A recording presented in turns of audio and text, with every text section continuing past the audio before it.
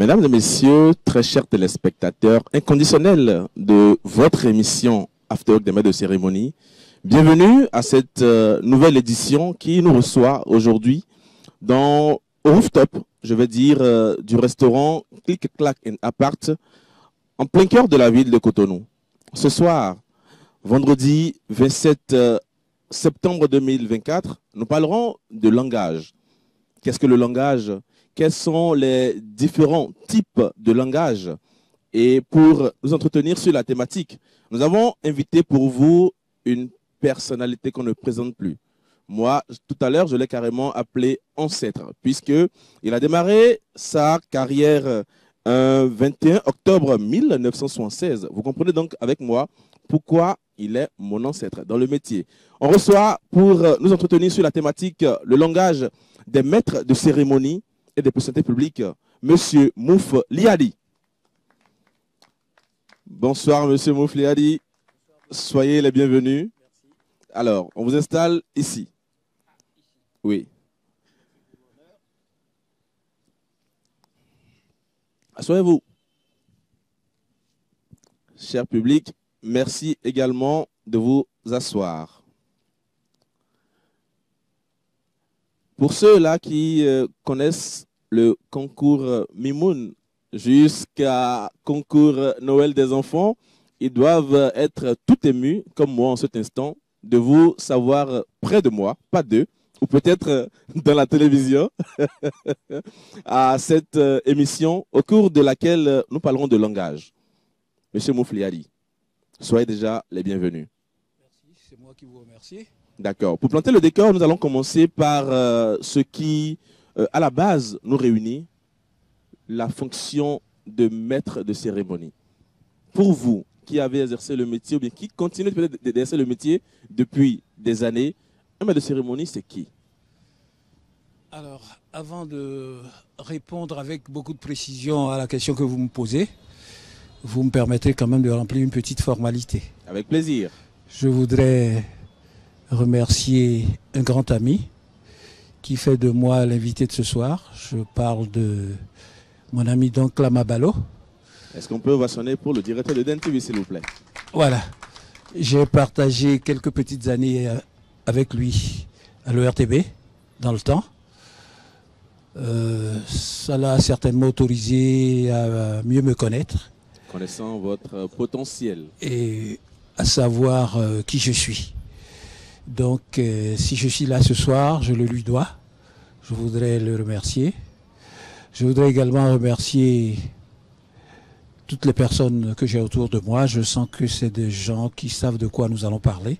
Je vais vous dire, ce public, champ public est composé de maîtres de cérémonie. De maîtres de cérémonie. De donc, passionnés, d'amateurs et même de personnes qui n'en savent rien. C'est une aubaine pour moi. Super.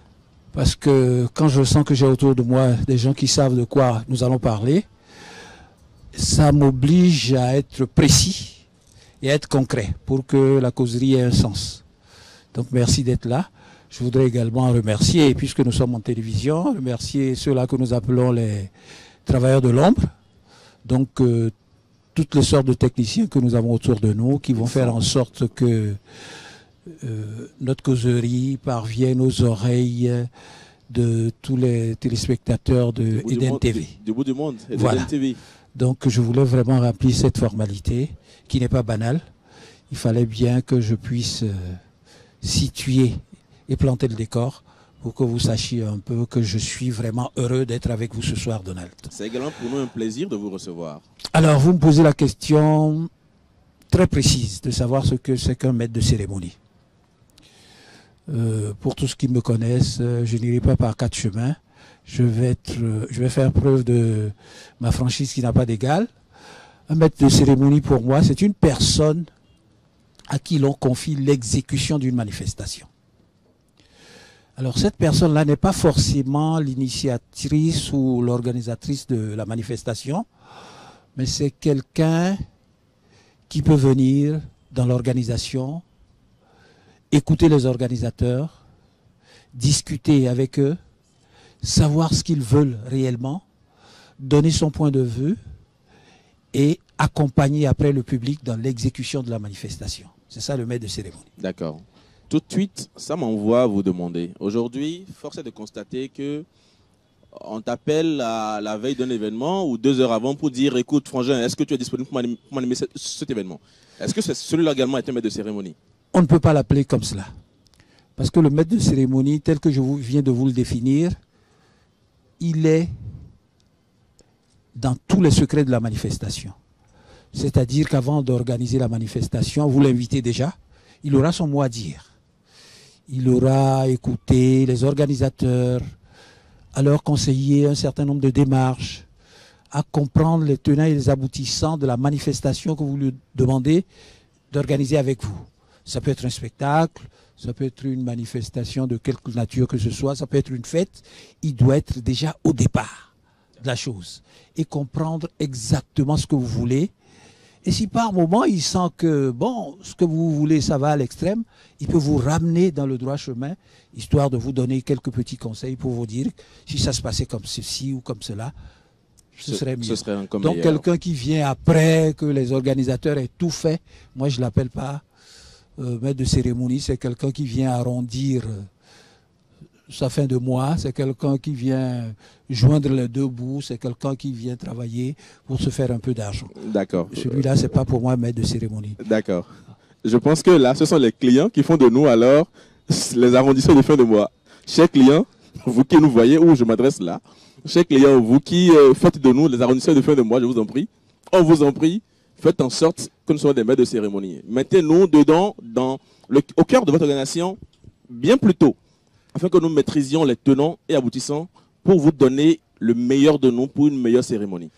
Oui, ce qui se passe aujourd'hui, il faut quand même faire une remarque, c'est parce que beaucoup de gens pensent qu'il y a à boire et à manger dans cette activité. Alors que c'est une activité qui requiert beaucoup d'aptitude et beaucoup de qualité. Justement, on va profiter pour parler des aptitudes du maître de cérémonie. Ah, le maître de cérémonie. C'est quelqu'un, comme je l'ai dit tout à l'heure, qui va exécuter une manifestation. Alors, quand il va exécuter la manifestation, il sera obligé d'accompagner le public pour la compréhension de cette manifestation. Donc, il a forcément des aptitudes à avoir et des qualités. Comme aptitude, lui-même déjà, il doit pouvoir se regarder dans la glace, il doit se mirer pour savoir si réellement il peut aller au-devant du public. Parce qu'on parle généralement de stress. Si 4, 5 personnes, 10 personnes peuvent créer le stress en vous, l'influencer. Vous voyez, lorsqu'on parlera d'une cérémonie où vous aurez en face de vous 300 personnes, vous ne tiendrez plus debout. Il y aura ce qu'on appelle le trac en communication. Alors le trac, si vous voulez, c'est cette peur irraisonnée qui s'empare de nous lorsque nous devons apparaître en public ou parler en public. Alors quand vous vous sentez vous-même que vous ne pourrez pas tenir devant un public parce que vous avez le trac, vous voyez que quelque part, il vous manque déjà une première aptitude. Le trac, la facilité à gérer le trac. À gérer le trac. Il faut pouvoir gérer son trac. Quand vous voulez parler devant beaucoup de gens, il faut pouvoir gérer son trac. Parce que les médecins, ils nous ont souvent relaté l'influence du trac. Lorsque vous sentez le trac, votre cervelle est mal oxygénée. Vous avez la gorge serrée. Vous ne savez pas quoi dire. Et vous êtes obligé de passer par ce que nous, en communication, nous appelons les béquilles. Vous ne savez plus quoi dire. Vous dites, passez-moi le mot. Je ne sais pas, moi. Je voulais dire, vous voyez, vous n'avez pas la précision. Parce que là, vous êtes traqué. Hein, trac, TRAC, pour dire que vous n'êtes plus vous-même. Il y a le public qui vous influence. Vous ne tenez pas bien. Vous tremblez de tous vos membres. Et c'est une situation que beaucoup parmi mes amis ont dû vivre au départ lorsqu'ils s'intéressaient à la maîtrise de la cérémonie. Mais qu'ils ont dû vaincre au fil du temps. Parce qu'ils se disent, si je n'arrive pas à vaincre mon trac, qu'est-ce que je deviens? Je ne peux pas apparaître devant le public. Qu'est-ce que je vais pouvoir leur dire? Je ne pourrai rien leur dire si je n'arrive pas à vaincre le trac. Donc il y a cette aptitude. Et l'autre aptitude? L'autre aptitude, c'est par exemple avoir une bonne culture générale. Lorsque vous êtes un maître de cérémonie, vous devez avoir une bonne culture générale. Ça veut dire que vous lisez beaucoup, vous connaissez beaucoup de choses, vous êtes curieux, vous posez beaucoup de questions et vous pouvez intervenir dans beaucoup de domaines sans forcément être un spécialiste du domaine. Hein? Ça, c'est la culture générale. Vous devez également avoir du sang-froid, le calme. Vous devez être calme. Parce que maître de cérémonie, dans un public, les gens vont vous provoquer. Et vous n'aurez pas le droit de répondre à la provocation. Ce n'est pas possible. Vous venez pour les accompagner dans l'exécution d'une cérémonie. Vous apparaissez tout de suite. Vous connaissez le public. Par exemple, chez nous, et il n'y a pas que chez nous, un peu partout, le public vous met la pression. Commence par vous influencer. Hein, c'est comme si lorsque vous retrouvez dans nos stades de foot, vous voyez le public qui veut influencer l'adversaire pour que son équipe puisse avoir la même mise sur le match. Il vous faut le sang-froid. Donc j'ai parlé du stress. Le stress, le trac. La culture générale, le stress. Il faudrait également que vous puissiez bien parler la langue dans laquelle vous voulez exercer la fonction. La prestation. Oui. Ça peut être le français pour nous qui parlons français, ça peut être une langue nationale. Parce que c'est le terrain qui commande. Puisque nous avons dit dès le départ que le maître de cérémonie, lorsqu'il est impliqué, dès le départ dans l'organisation d'une fête, il pose les questions. Il veut savoir quelle est la nature des invités qui viennent, qui sont-ils, est-ce que c'est des anglophones, est-ce que c'est des francophones, est-ce qu'ils parlent nos langues nationales, pour savoir quelle langue il pourra parler pour la majorité qui est en face de lui.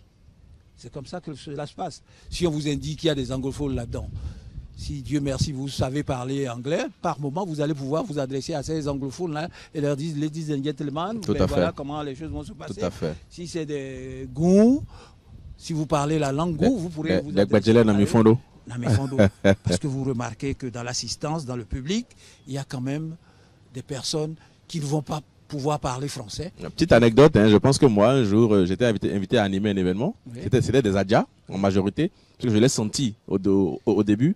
Je me suis contenté de parler français, jusqu'à ce qu'une bonne partie des invités libère la salle pour la fin. Et là, je me suis dit, bon, là, maintenant, on va s'amuser un peu. Quand j'ai mis mes premières notes d'Adja, les grands ont dit, oh, tandis que tu parlais notre langue et puis tu nous parlais français. Il fallait commencer par là. Voilà. Il fallait commencer par là. Donc là, le maître de cérémonie est obligé de tenir compte de tous ces paramètres pendant qu'il prépare l'événement.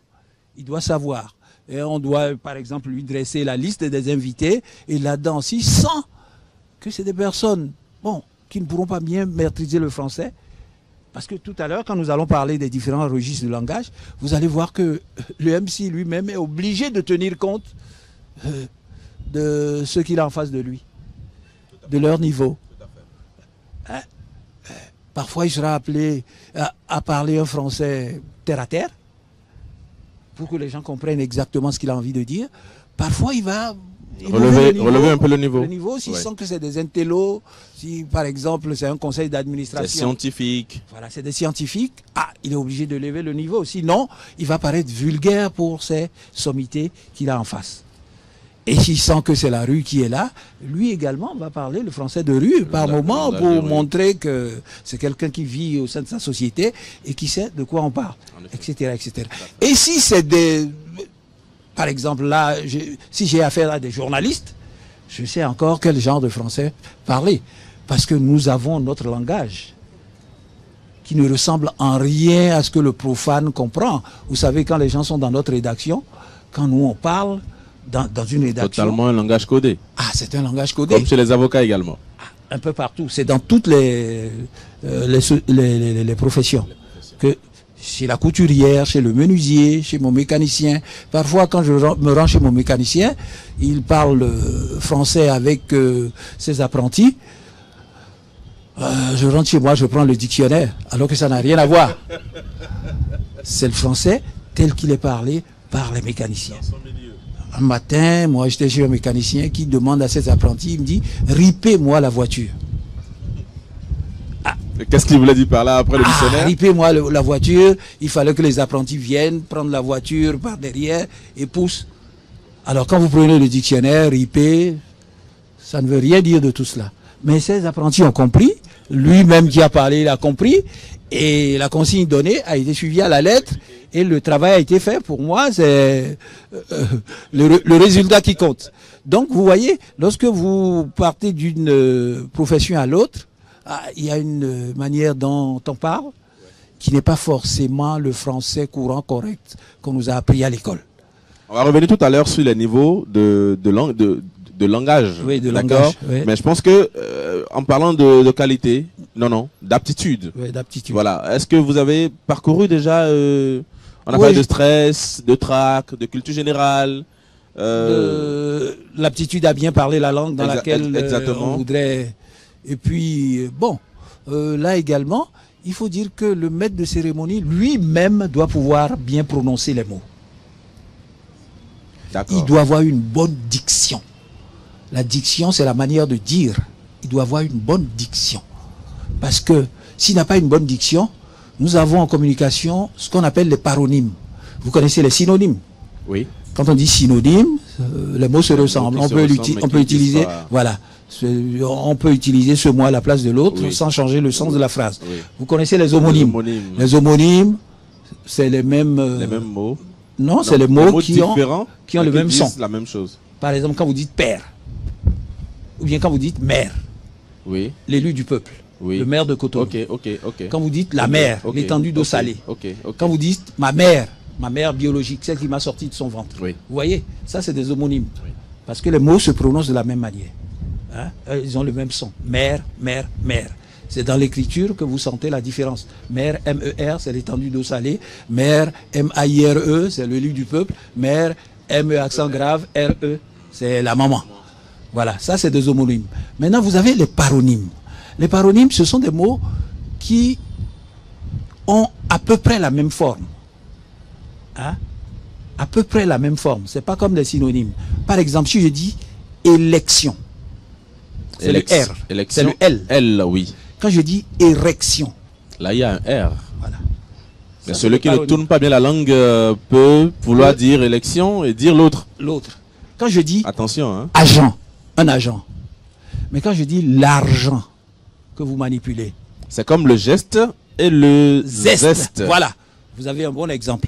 Le zeste de citron, quand vous y pensez, et puis le geste que vous faites, vous voyez, je dois faire sentir à ceux qui sont en face de moi que je parle effectivement de geste et non de zeste.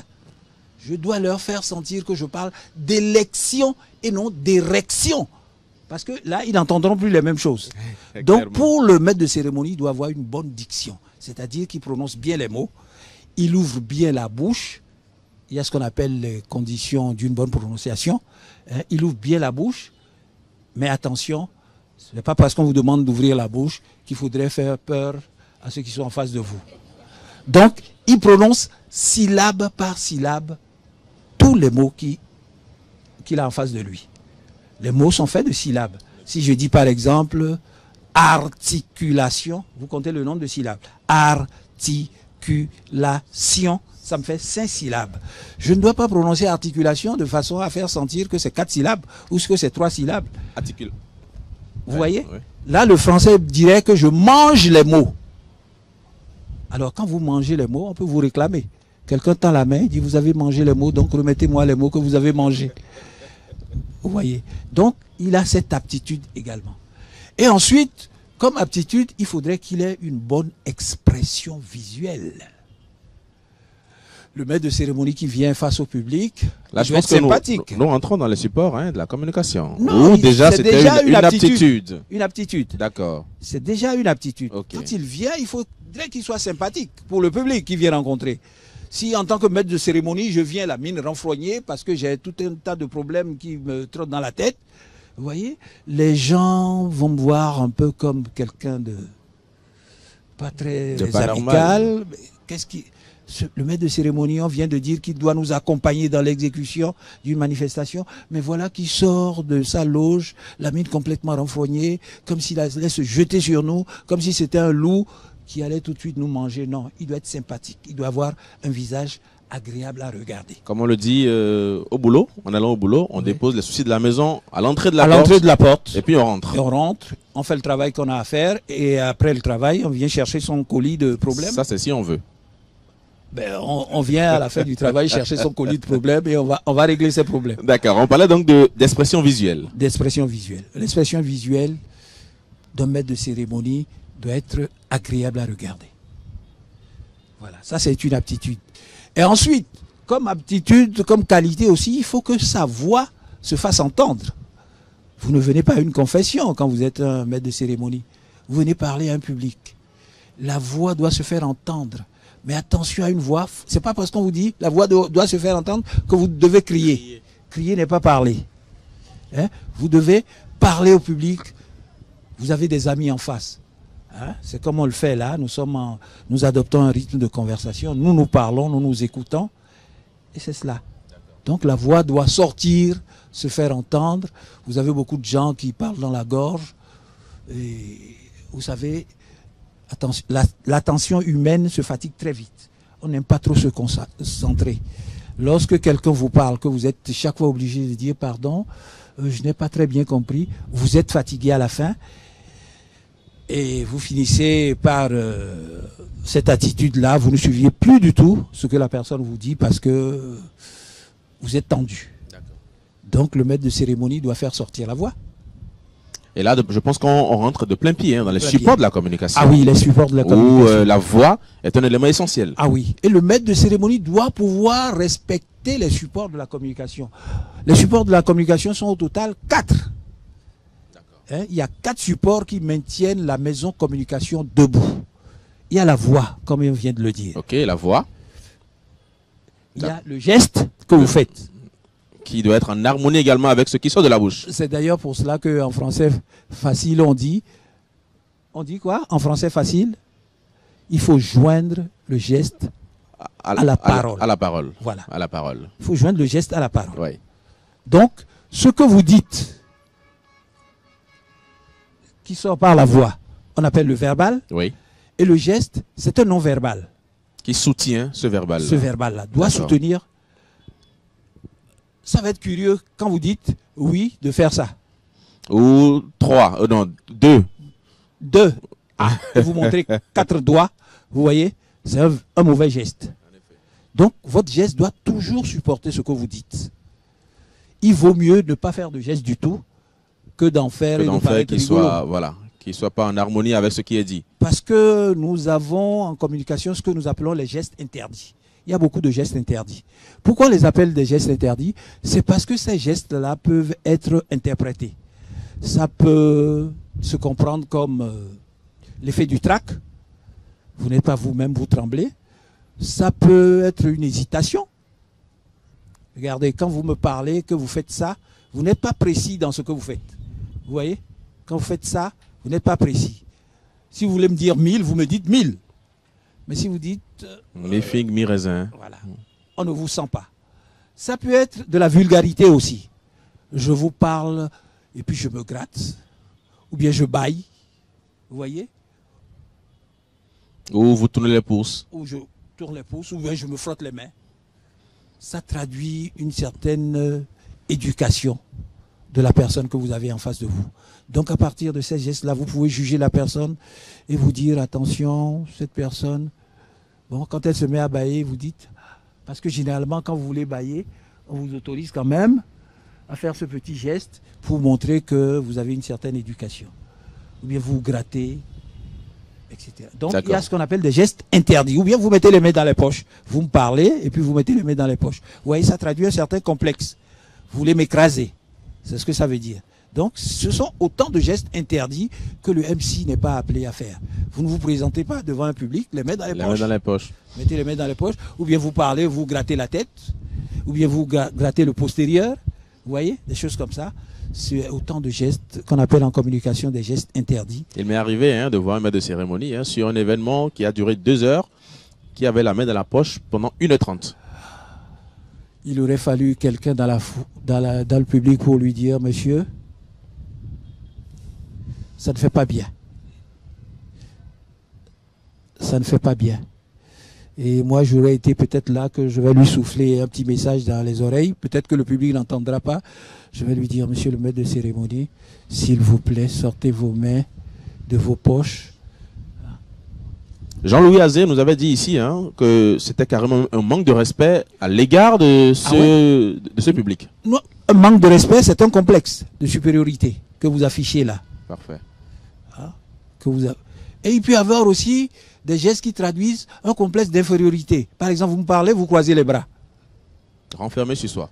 Vous voyez, comme un apprenti qui suit son maître docilement. Vous voyez, tout ça, vous voyez, il y a le complexe de supériorité, les mains dans les poches, et le complexe d'infériorité quand vous croisez les bras, ou quand vous tremblez, ou quand vous croisez les mains derrière, et tout ça, ce sont des gestes à ne pas faire. Donc on pourrait appeler ça de l'humilité.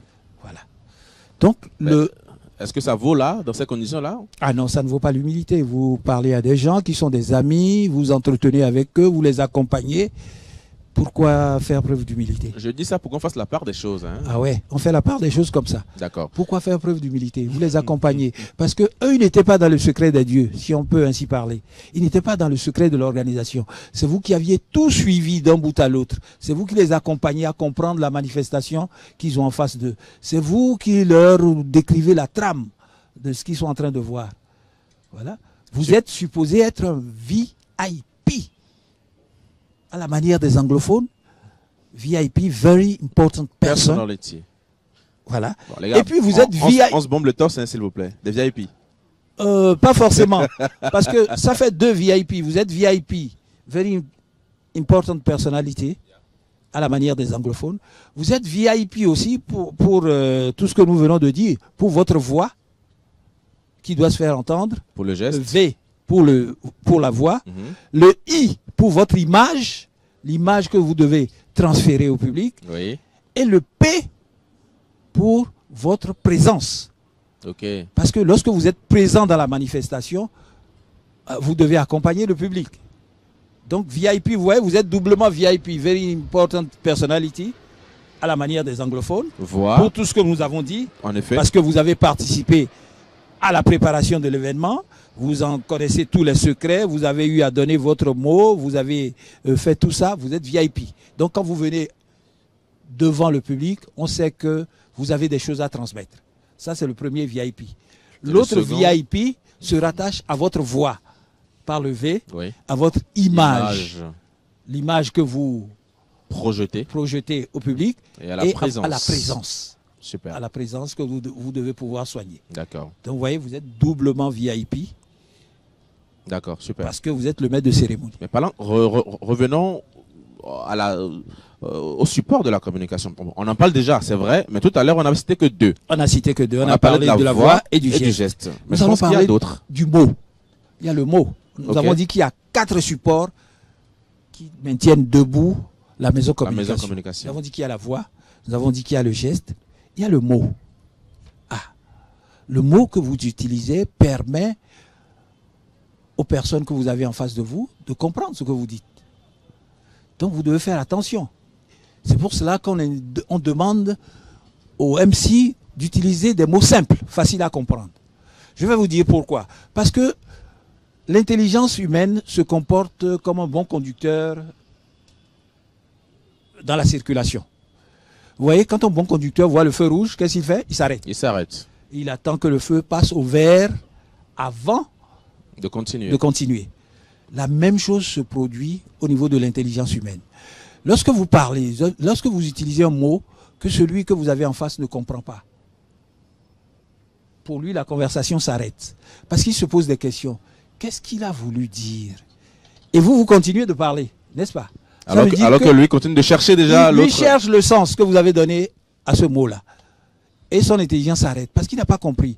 Qu'est-ce qu'il a voulu dire par ce mot? Pendant que lui se pose des questions, vous continuez. Ça veut dire que la suite, il ne l'a plus suivi. Il est déconnecté. C'est comme si vous êtes adressé à un sourd dans un langage qui n'est pas le sien. C'est comme dit le DG un peu souvent. Il dit souvent que c'est pas compliqué. Sujet, verbe, complément. Et des mots simples. Mais attention, quand on dit mot simple, ce n'est pas mot vulgaire. Il faut faire attention. Ce n'est pas un mot vulgaire. La simplicité et la vulgarité sont 2 choses complètement différentes. Donc, mot simple, on dit, vous utilisez des mots simples parce que les gens peuvent vous comprendre tout de suite. Et, puisque la conversation se poursuit, les gens vous suivent jusqu'au bout. Il n'y aurait pas, comme je l'ai dit tout à l'heure, arrêt à un feu rouge, en attendant que le feu passe au vert pour qu'on passe. Voilà. D'accord. Donc, les mots Oui. doivent être simples et bien prononcés. Pour être compris. Pour être bien compris. Super. Je vais vous donner un exemple. Angon. Moi, je parle la langue Goum. J'ai la chance de parler beaucoup de langues au Bénin. Et ça me fait du bien parce que des fois, je peux glisser d'une langue à l'autre. Parfait polyglotte. Alors, Angon, quand vous dites Doponin. L'autre pourra dire Zindé. Ah, Zindé. Doponin, c'est bastonnez-le. Hein? Bastonnez-le. Assommez-le. Assommez-le. Bastonnez-le. Alors, normalement, quand vous dites à votre entourage Doponin, la personne doit pouvoir détaler tout de suite. Or, dans une autre langue, quand vous dites Doponin, c'est donner-lui un siège. Alors, vous imaginez le bonhomme de Porte-Novo qui se rend, par exemple, en milieu mari. Il a besoin de quelqu'un, on lui dit peut-être que la personne est en train de prendre sa douche. Et pour l'obliger à attendre, on lui dit Doponin. Dès qu'on lui a dit Doponin, lui... C'est intuitif, il va disparaître. Il va disparaître. Il sera à Dassa avant la fin de l'histoire. Vous voyez?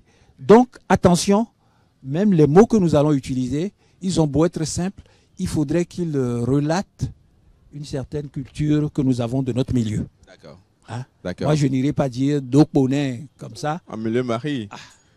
Ah, un goût. Voilà. C'est gâté. Voilà. Il va quitter la scène. Donc, il faut faire attention. Mot simple. Ok, d'accord. L'expression visuelle également sous-tend la communication, la maison communication. Nous avons dit qu'il y a 4 supports. On a cité les 3 premiers, l'expression visuelle également. Je l'ai dit tout à l'heure, c'est une aptitude, c'est une qualité. Le maître de cérémonie doit avoir une expression visuelle agréable à regarder. Parce que quand vous parlez à des gens, il faudrait le regarder tous et ne pas vous attarder sur quelqu'un, sinon les autres pensent que vous les avez oubliés ou qu'ils ne sont pas intéressants pour vous. Et c'est préjudiciable pour vous. Donc de temps à autre, quand le MC parle, il doit avoir un regard circulaire. Il balaie le regard Il regarde l'autre pour voir si effectivement il a compris de quoi nous parlons. Alors, il balaie la salle de ses yeux pour montrer à tout le monde qu'ils sont d'une égale importance et que tous ceux qui sont là en ce moment l'intéressent, lui, et qu'il parle à tout le monde. Donc il ne peut pas parler et regarder dans une seule direction sans avoir ce que nous appelons le regard circulaire. Voilà. D'accord. Donc là, le décor, il est planté. Complètement. Totalement planté. Oui. Merci à vous, M. Moufliadi. Je voudrais rappeler que tout à l'heure, nos invités vont poser des questions. Des questions auxquelles vous allez vous prêter en répondant, en apportant de la lumière à la différentes préoccupations. Chers invités, chers inconditionnels de l'After des maîtres de cérémonie, voici que nous avons planté le décor de cette émission. Je pense que nous allons à présent aborder la thématique dans le fond. Voilà. Et là, on parlera de langage des maîtres de cérémonie et des personnalités publiques. Qu'est-ce qu'on peut dire entendre par cela? Voilà. Le langage, c'est le code de communication par lequel vous vous adressez au public. C'est ça le langage que vous allez emprunter. Et ce langage-là va dépendre d'un certain nombre de paramètres. Lesquels déjà? Paramètres, qui sont ceux qui sont là? À qui je m'adresse? Qu'est-ce que je dois leur dire? Parce que, comme on le dit en communication, toute vérité n'est pas bonne à dire. Ce n'est pas parce que les gens sont là que vous devez les assommer, leur dire tout. Dire tout ce qui vient dans la tête? Non. Vous allez leur dire, vous êtes là pour les accompagner, nous avons dit. Vous allez accompagner l'exécution de la manifestation. Donc, eux-mêmes, ils doivent pouvoir se faire une idée de la manifestation en regardant tout ce qui se passe. Vous n'allez pas tout leur mâcher. Le maître de cérémonie n'est pas là pour tout nous mâcher et après nous mettre la petite boule dans la bouche. Non. Il nous accompagne. Ça va passer par là. Ça va se faire comme ci, ça va se faire comme ça. Et nous-mêmes, nous sommes là pour regarder et apprécier chacun par rapport à ce qu'il a vu. Voilà. Donc, le langage que vous allez leur parler va dépendre du contexte de la manifestation qu'ils ont en face. Ça va dépendre des personnes qui sont là. On l'a dit tout à l'heure. Parce que lorsque vous êtes rentré dans l'organisation de la manifestation, vous avez su par les organisateurs quelles sont les personnes qui viennent, de quelle nature elles sont ces personnes-là, qu'elles ont comme éducation et tout ça. Donc ça va dépendre de tout cela. De tous ces paramètres. Et vous allez pouvoir choisir votre registre de langage ou de langue à partir de ce que vous avez appris au moment où vous prépariez la manifestation. Et parlant de registres, quels sont les différents registres qu'on peut retrouver, Donc, auxquels on pourrait être confronté? Voilà, nous aurons 4 registres de langage. D'accord, parfait. 4 registres de langage. Lesquels principalement? Premièrement, vous aurez ce qu'on appelle, par exemple, le langage soutenu. Alors, le langage soutenu, c'est le... Un peu comme high level. Voilà, le haut de gamme. Si par exemple vous êtes à une manifestation où vous avez des personnalités d'un certain calibre, attention, vous allez leur parler en français qui pourrait être à la hauteur des personnalités qu'elle représente. Hein? Donc ce français-là sera un peu plus tamisé. Hein? C'est un conseil d'administration, par exemple. Vous voyez, il y aura des mots techniques. Ou un conseil scientifique. Que vous n'aurez pas à expliquer tout de suite parce que vous supposez que toutes les personnes qui sont là comprennent déjà la chose. D'accord. Ça, c'est le français soutenu. Pas forcément le français, ça peut être le goût soutenu ou le fond soutenu aussi. Hein? Ouais. Vous savez. Ouais. Donc la langue, on va dire du langage qu'il est soutenu à partir du moment où il est bien tamisé. Il est bien tamisé. Parfait. Je peux donner un exemple. Oui. Si par exemple, avec ces personnes-là, vous n'allez pas parler des fesses d'une jeune fille. Est-ce que c'est normal même? C'est pas soutenu. Vous allez parler de la croupe de la femme. De la croupe. Bon. Et les gens ont compris. Vous voyez? N'est-ce pas? C'est un bon vocabulaire. Donc là, le français, il est soutenu. Il est d'un certain niveau. Ok. Hein, il est élevé. Parce que le milieu l'exige, que vous parliez comme ça. Ensuite, il y aura un autre niveau de langage que nous allons peut-être appeler le langage courant correct. C'est ce qu'on nous a appris à l'école, hein, vous et moi. On nous a appris, on respecte la grammaire, hein, sujet, verbe, complément, comme vous l'avez dit tout à l'heure. On fait des phrases courtes, hein, avec des mots que tout le monde comprend. Ça, c'est le français courant correct. À des moments donnés, vous serez également appelés à parler ce genre de français parce que ceux qui sont là, vous estimez qu'ils ont été à l'école et qu'ils maîtrisent bien ce niveau de langage, vous le leur parlez. Ensuite, il y a le français, le langage populaire ou familier. Le langage populaire ou familier, c'est celui qu'on parle dans nos rues. Dans la rue. Hein, vous avez affaire à des gens qui ne parlent pas le français high level, comme on vient de le dire, le français soutenu, et qui n'ont pas été à l'école pour respecter la grammaire, comme on le dit. Hein. Par exemple, vous avez des gens qui disent « Jérôme ». Vous n'avez pas les pénaliser pour ça, alors que grammaticalement, ce n'est pas juste. Jérôme. Jérôme, ce n'est pas juste. Si vous dites Jérôme en bon français, vous êtes passé à côté de la plaque. Qu'est-ce que vous voudriez dire par Jérôme. Parce que la grammaire nous dit que lorsque le O a un accent circonflexe, il devient un grand O. Jérôme. On dit poulet rôti. On ne dit pas poulet rôti. Mais quand nos mamans disent poulet rôti à la maison, on accepte. Hein? Parce qu'elles n'ont pas été grandement à l'école. Et nous aussi, entre-temps, on l'a copié, hein, poulet rôti. J'ai préparé du poulet rôti. Pourtant, sur le haut, il y a un accent circonflexe. C'est du poulet rôti. D'accord. C'est comme certains Ivoiriens qui disent la Côte d'Ivoire. C'est pas juste. La Côte d'Ivoire. Voilà. La Côte d'Ivoire, parce que sur la côte, sur le haut, il y a un accent circonflexe. La grammaire nous dit, dès que le haut prend l'accent circonflexe, il devient un grand O. Tout ça également, c'est la culture générale du maître de cérémonie, hein, s'il vous plaît. Voilà. Donc, lorsque quelqu'un parle ce français de rue, il ne sera pas pénalisé. C'est grave beau. Vous voyez. Par exemple, en français populaire, aujourd'hui, moi, quand je passe dans la rue, on dit « il aime cette femme grave ». Pour dire qu'il aime bien la femme, qu'il aime... Il aime beaucoup sa femme. Voilà, il aime beaucoup sa femme, il aime avec beaucoup d'intensité. Mais en bon français, il aime sa femme grave, ça ne veut rien dire. Mais tout le monde admet aujourd'hui, quand vous passez dans la rue, on dit il aime sa femme grave. Ah, vous comprenez que... Ce gars, il est sapé comme jamais. Ah, il aime sa femme. Comme personne d'autre. Vous voyez. Donc, il y a ce français familier dont nous tenons compte. lorsque le MC se rend dans un milieu, qu'il sent que bon, les gens veulent parler, les gens, ils sont habitués au français familier, il leur parle le français familier pour que les gens comprennent réellement et pour qu'il soit l'accompagnateur que nous avions dit.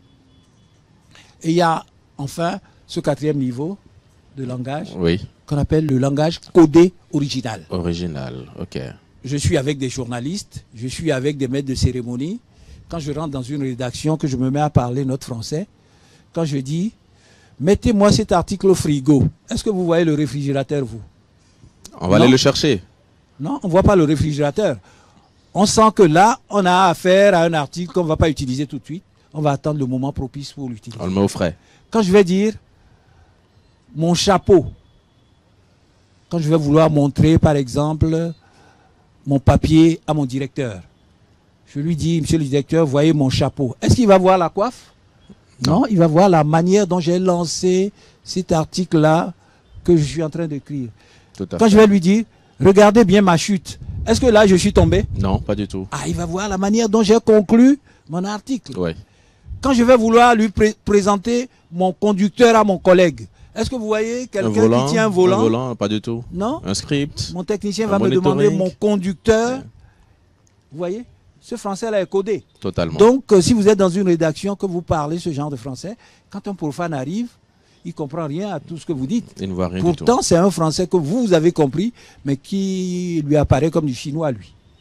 Donc, vous voyez, donc, il y a ces 4 niveaux de langage que vous devez pouvoir maîtriser. Lorsque vous vous retrouvez dans un milieu de journaliste, ou de coiffeuse, ou de mécanicien, ou de médecin. Oui. Ah, ou d'avocat, ça c'est encore... Parce que là, je avoue que c'est très difficile de faire une interview à un médecin. Parce que lui parle dans son langage technique. Totalement. Technique. Totalement. Une fois, moi, je me suis rendu à l'hôpital parce que j'avais ce que nous on appelle vulgairement le pied d'athlète. Vous savez ce qu'on appelle pied d'athlète? Oui. À force de porter des chaussures trop serrées, vous avez de petites lésions au niveau des orteils. Oui. On appelle les pieds d'athlète. Et parfois, c'est tellement douloureux qu'il vous faut vous rendre dans un milieu hospitalier pour qu'on vous fasse des prescriptions qui peuvent vous... Alors, moi, je suis arrivé chez un médecin. Il me dit, posez votre pied sur la table, ce que je fais, parce qu'il voulait examiner. Et il me dit dans son langage, vous avez des intertrigos digitalistes. Je me voyais déjà dans une armoire. Moi, je me lève et je rentre à la maison. J'avais tellement eu trop peur. Grave. Moi, je parlais de pied d'athlète, mais lui me dit, vous avez des intertrigos digitalistes. J'avais vu la gravité de la chose. De quoi parle l'auteur? Est-ce que 15 minutes après, on ne va pas me mettre dans une armoire à la morgue et tout ça? Vous voyez? Alors que, moi, généralement, on appelle ça pied d'athlète. Et avec du mercurochrome ou bien de l'alcool ou du coton, on nettoyait ces affaires-là. Et puis ça nous passait. Donc vous voyez, quand les gens se mettent à parler leur langage, vous ne comprenez rien du tout. C'est ça qu'on appelle le langage codé original. Qui appartient à toutes les catégories socio-professionnelles. D'accord. Je sais que même aujourd'hui, lorsque vous vous rendez à Dantokpa, vous qui parlez le fond, si vos frères de Dantokpa parlent le fond à vos côtés, vous ne comprendrez rien du tout. Rien du tout. Parce que eux, ils ont leur verlan, ils ont tout mis à l'envers. Hein. Un petit, ils vont vous appeler ça 6P. Hein. Un faux. Vous voyez? Si vous n'êtes pas rentré dans le milieu, vous ne comprendrez rien à tout ce qui... Ils parlent même de vous sans que vous ne sachiez que c'est de vous qu'on parle. Vous voyez, c'est comme ça. Donc c'est dans tous les milieux. C'est dans toutes les catégories socio-professionnelles. D'accord. Et maintenant, parlons de maître de cérémonie. Voilà. Donc, comme je le disais au départ, le maître de cérémonie a le choix dans ces différents registres de langage. Donc, il peut aussi alors parler un langage de rue? Il peut parler lors d'un événement? Oui. S'il sent que tous ceux qu'il a en face ne comprendront pas le français courant correct, le langage courant correct dont nous avons parlé tout à l'heure, ou bien le langage soutenu, il leur parle en français familier. Il ne se trompe pas du tout. Il leur parlera en français familier pour que les gens comprennent, parce qu'il les accompagne. S'ils ne comprennent rien, un à un, ils vont commencer par se lever de leur siège et partir. Et vous vous retrouvez seul. Le maître de cérémonie, au lieu de se retrouver devant un public, va se retrouver devant un désert. Et vous savez ce que ça veut dire, prêcher dans un désert? Seul. Quand vous prêchez dans un désert, ça veut dire que personne ne vous comprend. Or, il faut comprendre. Donc, mais vous avez également la possibilité, en tant que maître de cérémonie, de vous promenez dans ces différents registres de langage. Parce que vous avez en face de vous des gens bien instruits, des intellectuels de premier rang, hein, qui veulent comprendre ce qui se passe. Vous vous adressez à eux et vous mâchez tout ce que vous venez de dire à ces intellos-là en parlant un français courant correct. Et ensuite, vous descendez en faisant un clin d'œil à tous ces hommes-là qui ne peuvent pas se retrouver et dans le premier registre et dans le second registre en leur parlant un français familier. Et si vous avez par moment certaines catégories socio-professionnelles qui ont intérêt à voir les mots techniques émerger, vous pouvez également le faire. D'accord. Donc, le maître de cérémonie a intérêt à naviguer dans tous ces registres de langue. Et ça voudrait également dire qu'il faut qu'il fasse la part des choses. Il fait la part des choses. Sinon, s'il se retrouve devant un public où il a besoin de parler un français soutenu, qu'il va se mettre à parler celui de la rue. Mais les autres vont le trouver un peu vulgaire. Ils vont trouver que c'est quelqu'un qui n'est pas très cultivé. Mais d'où il nous vient ce maître de cérémonie? Mais comment il peut parler ce français, la terre à terre, à des gens qui sont là? Vous voyez? D'accord. C'est ça, c'est l'impression que ça donne. Ok. Ça voudrait dire même qu'a priori, il peut être bien cultivé, il peut connaître le sujet et passer à côté parce qu'il n'arrive pas à s'adapter à son auditoire. À son auditoire, voilà. Donc, c'est ce qui me faisait dire au départ qu'il y a beaucoup de paramètres qui annoncent la position du maître de cérémonie. D'accord. Quand il vient, qu'il sent, par exemple, c'est comme si une salle est surchauffée à bloc, les gens sont fâchés, et que vous venez, que vous enfoncez encore le clou. C'est gâté. Vous voyez, je vais vous donner un exemple simple. Il est arrivé un jour qu'un spectacle annoncé pour 21h est commencé à 23h30. Vous voyez, le public était déjà à bout de force. Et c'est vous, le maître de cérémonie, qui devez venir calmer les uns et les autres. Alors, quand il y a une situation comme celle-là, vous ne venez plus mettre le pied dans le plat, comme on dit. Vous devez pouvoir calmer les ardeurs. Détendre les gens. Hein, venir, parce que dès qu'on vous voit, vous, le maître de cérémonie, s'il y a quelqu'un pour recevoir des œufs pourris, c'est vous. On pense que c'est vous qui aviez retardé lors du démarrage du spectacle. On ne comprend pas peut-être que l'artiste avait certaines formalités à remplir qui n'avaient pas été remplies avec les organisateurs. On ne comprend pas un certain nombre de choses. Donc vous devez, à la vérité, de venir devant ce public-là et de commencer par lui dire que le public a raison. Forcément. Ah, on vous comprend, vous avez complètement raison. Le spectacle est annoncé pour 21h, va commencer à 23h, c'est pas possible. Et là, c'est une manière, bon, vous ne les calmerez pas totalement, parce qu'ils vous en voudront toujours, mais là déjà, je crois un peu. Vous avez fait quelque chose qui leur permet de comprendre que vous n'en êtes pour rien dans la situation qu'ils sont en train de vivre. C'est ça. Et avant de leur expliquer ce qui s'est réellement passé, parce que le public aime qu'on lui dise la vérité, vous êtes tenu de lui dire, écoutez, voilà ce qui s'est passé. Et les gens comprennent, avant de solliciter maintenant leur indulgence. Ils leur disent, soyez indulgents, mais en fin de compte, nous aurions droit au spectacle, c'est ce que nous avons déjà de gagner, et ça va commencer. Et les gens, en ce moment-là, vont se remettre en place. Hein, ils vont se remettre en position. Mais si vous venez, au lieu de leur donner cette raison-là, vous trouvez que non, mais comment vous exagérez, public. Ce n'est que 2 heures de loge. Voilà, vous dites ce n'est que 2 heures que vous enfoncez le clou. Alors, rassurez-vous, vous ne partirez pas indemne hein, de cette scène-là. Vous aurez droit à tous les honneurs, si on peut ainsi parler. Honneur négatif. Voilà. Donc, tout cela fait partie d'une certaine psychologie que le maître de cérémonie doit pouvoir étudier et calmer le moment venu. Le maître de cérémonie, ce n'est pas quelqu'un qui vient faire ce qui lui plaît. Non. Il a arrêté, c'est vrai, une certaine procédure avec les organisateurs. Les choses vont se passer comme ci, les choses vont se passer comme ça. On a tout arrêté. Mais lorsqu'il vient, il peut également moduler en fonction de la situation qu'il a en face de lui. D'accord, parfait. Mais nous insistons, il devient le patron de l'exécution de la manifestation. Lorsque vous avez arrêté quelque chose avec les organisateurs, ce n'est pas en pleine exécution du tableau qu'on peut Qu'on vient venir vous vous dire, souffler des non, choses à est-ce l'oreille. qu'on peut, est-ce qu'on ne peut pas? Non, on ne peut plus rien. On a arrêté, hein, sauf incident grave de dernier moment.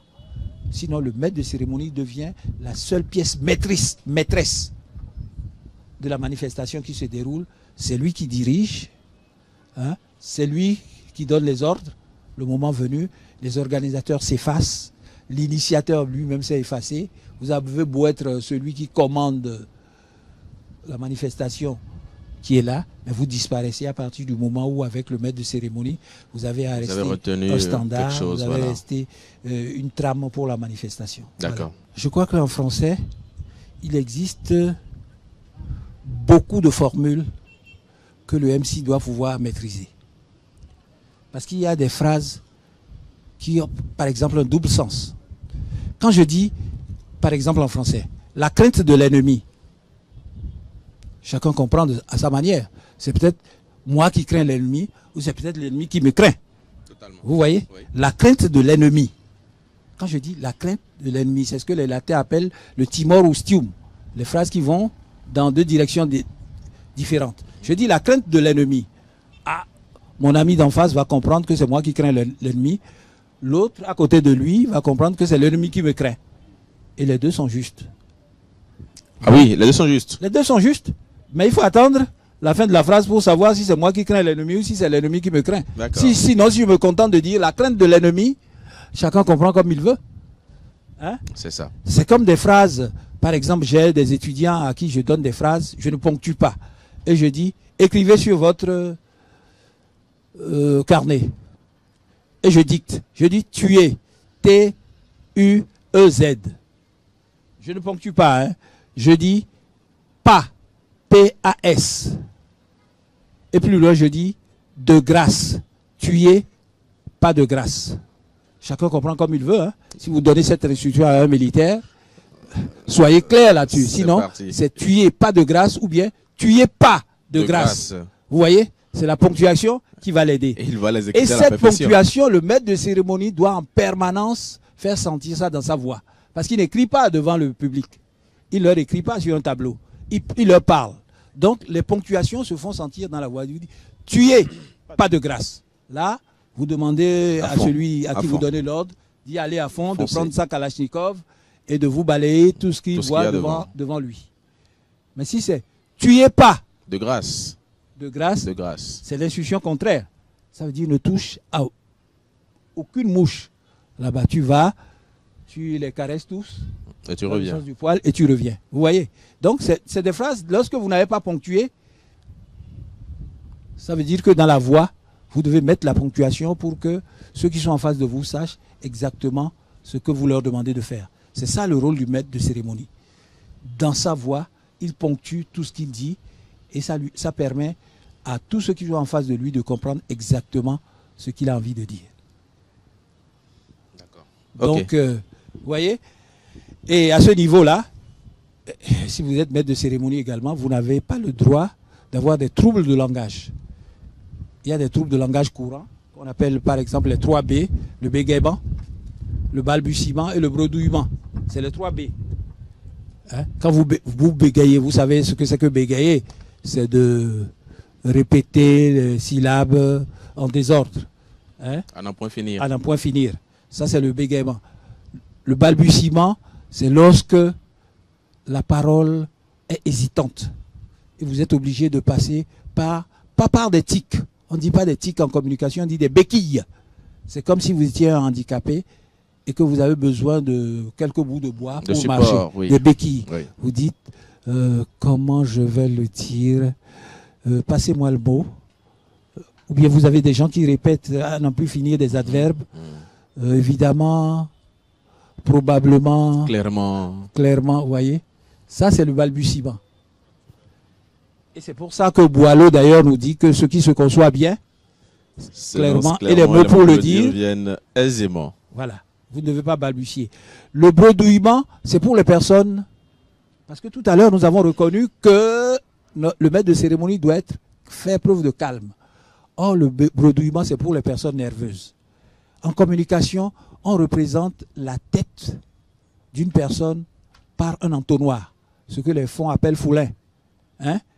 Il est vaste, il est grand là-haut et il est étriqué en bas.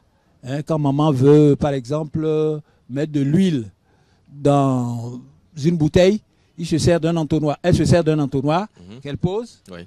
elle verse l'huile. L'huile, oui.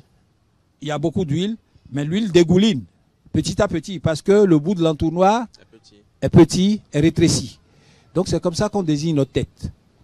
On se dit que dans notre tête, nous avons beaucoup de choses. Ça représente l'huile, la quantité d'huile que maman a versée dans l'entonnoir. Nous avons beaucoup de choses. Par exemple, vous parlez anglais, vous parlez français, vous parlez espagnol, vous parlez allemand, vous parlez fon, vous parlez d'indi, vous parlez yoruba. Je suppose, hein, je vous accorde toutes ces aptitudes-là. Mais au moment de parler d'indi, vous faites la sélection dans votre tête. Vous vous dites, ah, je veux parler d'indi, il ne faudrait pas qu'un mot allemand arrive. Il active le mot d'indi. Voilà, il active le logiciel d'indi. Donc tout ce qui doit sortir doit être... Si vous vous mettez à parler d'indi, que des mots allemands et des mots espagnols, c'est pas bon. Vous voyez? Donc, la sélection se fait dans notre tête. Vous connaissez l'histoire du monde, vous connaissez l'histoire du Bénin, vous connaissez l'histoire du Nigeria, vous connaissez la géographie et tout ça. Je prends tout ça. C'est votre richesse, ça. Mais au moment d'utiliser l'histoire du Bénin, vous mettez à part l'histoire de la Côte d'Ivoire ou du Nigeria. Et vous nous parlez du Bénin, puisque vous voulez nous parler de l'histoire du Bénin. Donc, le filtre, c'est dans votre tête. Lorsque vous bredouillez, qu'est-ce qui se passe?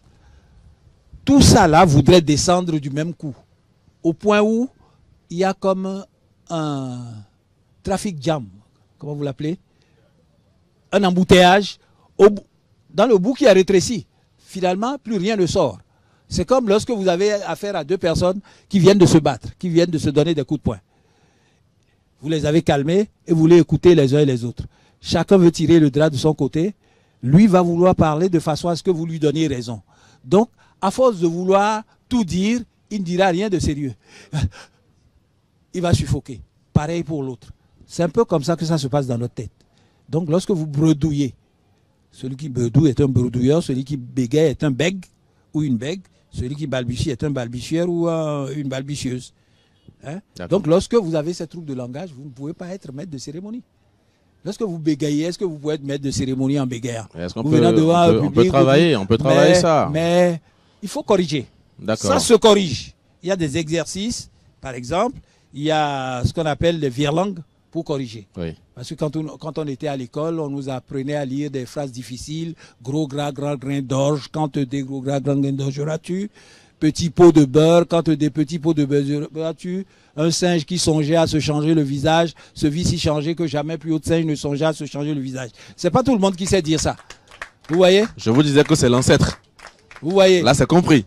Ouais, donc, il y a de ces phrases qu'on appelle des virlangues, hein, qu'on nous fait copier dans nos carnets et on nous les fait répéter, histoire d'apprendre à parler. C'est comme ça. Donc, vous voyez, lorsque vous avez un trouble de langage, il faut vous soigner. Il y a beaucoup de techniques pour soigner le bégaiement. Je ne vais pas en indiquer ici. C'est pas le moment. Forcément. Mais sachez que le bégaiement est un trouble de langage. Le balbutiement est également un trouble de langage. Le bredouillement est un trouble de langage. Maintenant, il y a ce qu'on appelle maintenant les médecins du langage, qu'on appelle des orthophonistes qui existent. Il y en a au Bénin. Moi, j'en connais quelques-uns qui au Bénin. Avant, ce n'était pas courant. Mais il y a des orthophonistes aujourd'hui, vous allez les consulter, ils se comportent comme les médecins ordinaires, là, ils posent leur diagnostic. On ne dit pas diagnostic. Non, je voulais poser la question. Quelle différence faites-vous pour mettre l'accent sur le G et le N? Diagnostic. C'est ce que nous dit c'est ce que la grammaire nous demande. Et celui qui dit diagnostic, qu'est-ce qu'il pose? Bon, celui qui dit diagnostic, on va le considérer comme étant élément du français de rue. C'est ça. Et pourtant, il se dira quand même qu'il parle un français soutenu. Non, il ne parle pas encore le français soutenu puisqu'il ne prononce pas le mot comme nous l'indique la grammaire. Tout à l'heure, j'ai dit Jérôme. Oui. Si j'ai dit Jérôme, vous avez compris. Oui. À cause de l'accent sur le O. L'accent sur le O. Oui. Donc, si je dis diagnostic, c'est le... Par contre, on ne dit pas ignam pour dire ignam. D'accord, ouais, totalement d'accord avec vous. Voilà. Donc, c'est des règles de grammaire. Donc, je veux par là dire que les maîtres de cérémonie que nous sommes, nous devons toujours avoir notre livre de grammaire à côté pour voir si ce que nous faisons est en accord. Parce que nous parlons une langue. Même dans nos langues nationales, il y a la grammaire. Moi, De base, on rencontre des maîtres de cérémonie. Je n'indexe personne, je ne parle de personne, mais franchement, même si après vous parlez deux, trois de phrases, nous, ça va nous obliger. après 2-3 phrases, c'est des confrères, c'est des consoeurs, mais franchement, là, on s'en sort pas. On s'en sort pas. Mais il faut parler de nous. Il faut qu'on parle de nous pour que nous apprenions. Parce que beaucoup de gens aujourd'hui, ce que je n'ai peut-être pas dit, c'est que beaucoup de gens aujourd'hui pensent que c'est une activité facile. Quand on sait parler, on se dit... J'ai envie de dire quelque chose. Hein. Il faut leur dire ça. On pense que c'est une activité facile, qui a à boire et à manger là-dedans. Donc on veut arrondir ces fins du mois. On veut joindre les deux bouts. Et on m'invite pour venir être maître de cérémonie. Je me lève tout de suite, je dis je le peux. Regardez tout ce que nous avons cité comme aptitude. Regardez les qualités dont nous avons besoin pour faire ça. Regardez tout le stress que nous devons vaincre pour parler devant 300, 400, 500 personnes. Pourquoi pas plus? Il y a des manifestations où vous retrouverez, si par exemple vous allez au stade. Devant 5 000, 10 000 personnes. 10 000 personnes. Mais si déjà 4, 5, 6 personnes, je connais des gens qui ne peuvent pas traverser ce cercle-là parce qu'il y a déjà beaucoup trop de gens ici.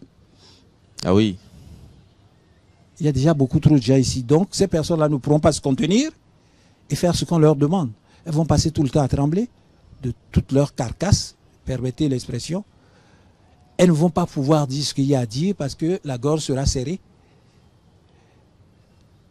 Hein? Le stress, c'est important, le trac. On en a parlé déjà. Il faut pouvoir le vaincre. Il faut le vaincre. Donc, lorsqu'on s'est regardé dans la glace, dans le miroir, comme on le dit, et qu'on sent que... Parce que ce n'est pas des qualités qu'il faut cultiver par entité. Hein? C'est un bloc. C'est comme si vous me faites un colis, vous me dites, bon, il y a tout là-dedans. Tiens. Voilà. Tiens. Donc, je dois pouvoir moi-même les cultiver au fur et à mesure. Je me connais, je sais quel problème j'ai. Il faut que j'accentue de ce côté-là. Si j'ai une qualité déjà que je me connais, voilà. Parfait.